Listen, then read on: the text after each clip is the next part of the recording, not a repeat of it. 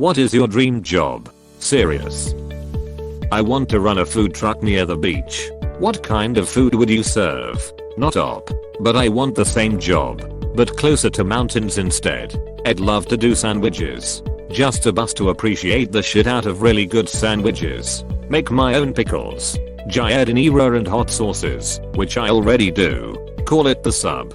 Bues. Build it from an old school bus and make it look like a sandwich.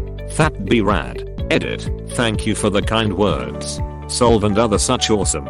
I will absolutely be taking this seriously and forging a way for this to happen in the future. I'm starting a new job in a completely new field at the end of December, so as soon as that starts, I'll be able to start saving towards the Sub bus.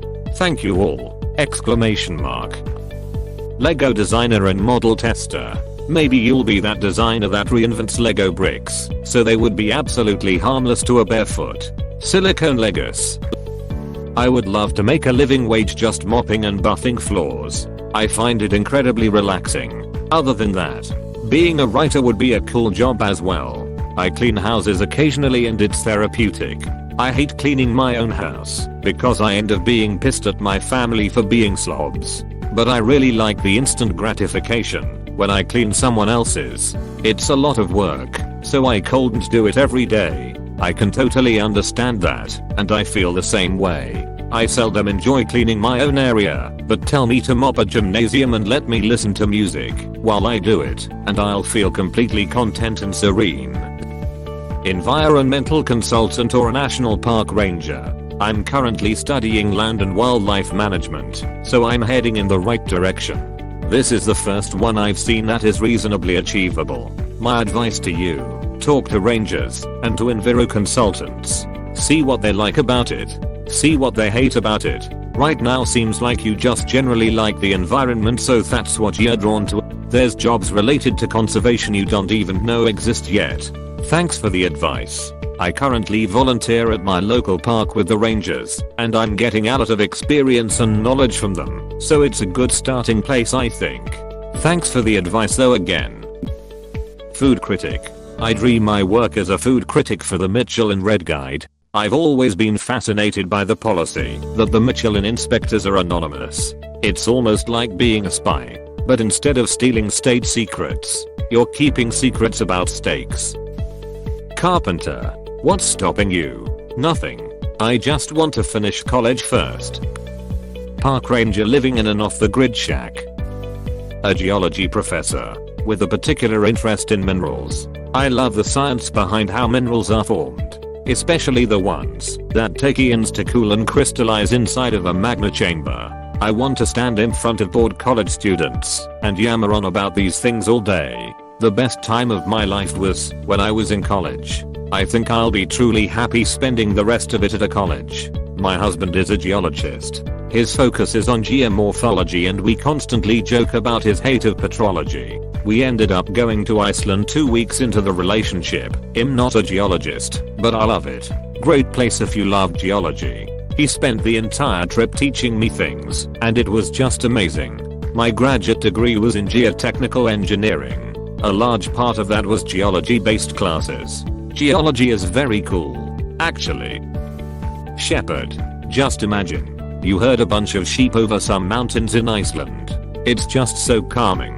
The gentle jingles of the bells, you and the views offered by nature. You have a small wooden cabin in the woods and have the perfect companion. A dog, not a human in sight. Wow. This is mine too. I assume there's a cozy cabin in the picture though too. And my faithful sheepdog. And a bunch of books and some way to make music.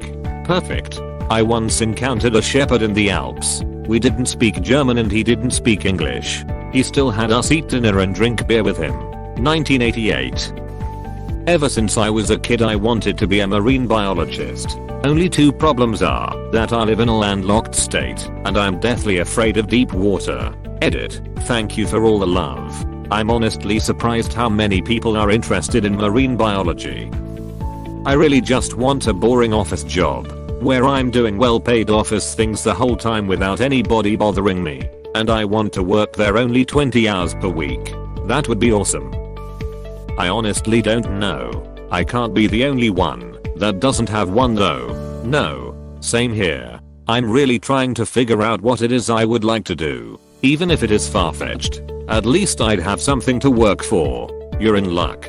Because my dream job is that I one day hope to be a dream job assigner. All the apathetic and directionless of the world could flock to me, and I'd get the privilege of deciding the new and exciting work they'd dedicate their life to. Forensic anthropologist. My ex took a CL button it. They even got to go to the body farm and do some field work. She absolutely loved it up until then. When I was really young I wanted to be a mortician. Until we dissected our first frog and I found out the smell of embalming fluid makes me violently ill. Writing for a TV show. Me too. Only movies instead of TV. But to me, it's more than a dream.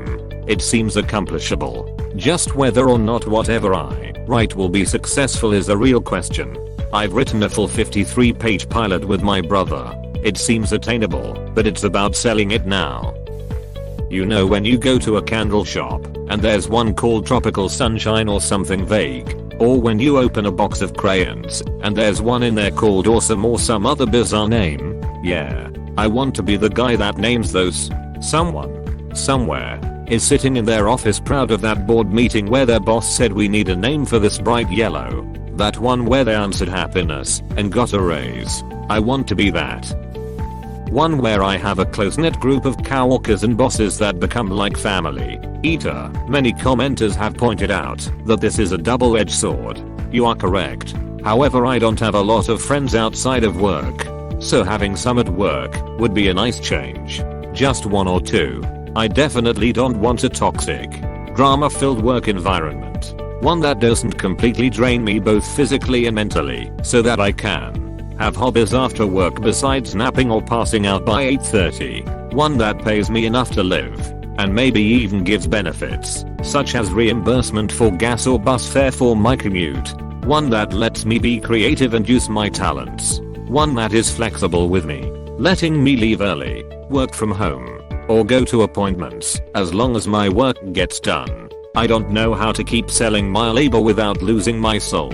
I'm a software engineer and feel that my job ticks all of those boxes except for coworkers being a family. It's alright though. I have my own family and friends outside of work and get along just fine with my coworkers. In a similar situation as you, and this thread reminds me how very thankful I'm for what I have. Music producer and composer. I want to write music for games and write my own musicals. Some dance and performance would also be great. Crazy I had to go this far to find the music dream. I wanna tour the world in a rock band. I'm hoping when concerts come back I can give it a real shot of making my dream happen. Author and baker. I already work my dream job, but my dream is not a job. Even when I was a kid, the scene in Office Space where Peter shares his answer to what would you do with $1 million resonated so much with me. His answer was nothing. I would relax. I would sit on my butt all day. I would do nothing. Obviously $1 million wouldn't afford that, and I wouldn't spend my time only doing nothing. The idea of my time solely belonging to me is what I really want. Edit. Well, thanks to everyone to crunch the numbers and tell me it is very possible to live off of 1 million the rest of my life. Don't need any more personal finance advice. Also, I have a taste for the finer things in life. Travel. And a growing list of hobbies that are not exactly free. So unless somebody can tell me how to budget in a fully stocked wine cellar, fermentation lab, yearly trips to Europe, musical tickets, wardrobe, and all the other things I enjoy in life, save the pedantic responses, you could definitely afford to not ever work again if you have $1 million, especially if your primary hobby is doing nothing, because that doesn't cost very much. I want to pet kittens and puppies for a living. An obscure cat cafe barista them. Find a cat that nobody visits and you get to pet cats all the time. My dream job is a teacher, except in a well-funded, well-organized, well-staffed school. Sounds like you would need to go to a private school, but then I'd personally feel kind of bad helping rich kids just become more rich, while the rest of the schmucks in public schools become their employees. That's just it. I love the kids and am constantly frustrated that I can't do more to help. I don't want to leave them. I just want the resources to be able to do my job effectively. Don't really have one, to be honest, I just hate working. Comic artist. Been wanting to be one since I was 8. Mental health counselor / therapist. From middle school to like my sophomore year of college I faced on and off depression and bipolar. I attempted suicide numerous times. I was so fucking miserable and my abusive ex-boyfriends didn't help.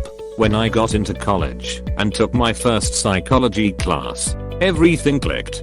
That's what I loved. That's what I wanted to do. I eventually got professional help and am doing a lot better, and my therapist is even helping me find jobs. I'm graduating with my bachelor's in psychology in May and will eventually go on to get my master's in counseling. I just want to help others who are going through what I did, make them feel less alone.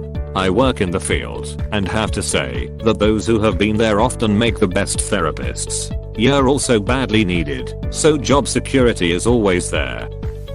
Doing research about neuroscience. Me too. I'm currently finishing my master's degree in medical biotechnologies, and I work in the neuroscience department. I love this field, but here in Italy doing research is such a hard job. To finally open my own tea shop. It'll have teas from around the world brewed traditionally, and I'll run it with my wife and eventually kids should they choose to work at the shop. Okay uncle, I'll live your dreams. Ignoring a total lack of experience, qualifications, and know-how. My dream job is mayor of my city. I think that's the level of governance that most directly allows you to have a positive impact on your community. That are like city council person. Also, astronaut. Always astronaut. You need none of that to be an elected official. Be motivated and present. Talk to people and listen to them, volunteer. Go to council meetings. And rich. That helps a bunch. Honestly, the job I have now, assembling computer hardware, is pretty great. I like working with my hands, and it's a bit more mentally challenging than pushing a broom, while not being really taxing. The only drawback is my coworkers. They're okay guys, but I'm not really a people person and I'd be a bit less stressed if I didn't have to think about what other people were doing and could focus solely on my own work. An archaeologist or paleontologist. An actual archaeologist here to tell you how working outdoors is bad on your body and pay is awful and to give up. Just like Takir warned you.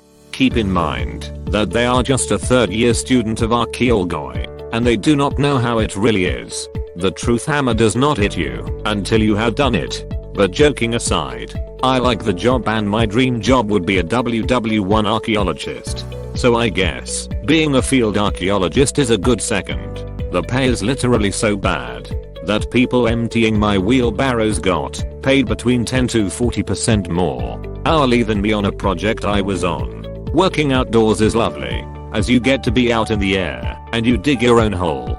People leave you alone. It's very therapeutical, except in the summer, when clay is rock solid and you feel vibrations running through your arms as you mattock.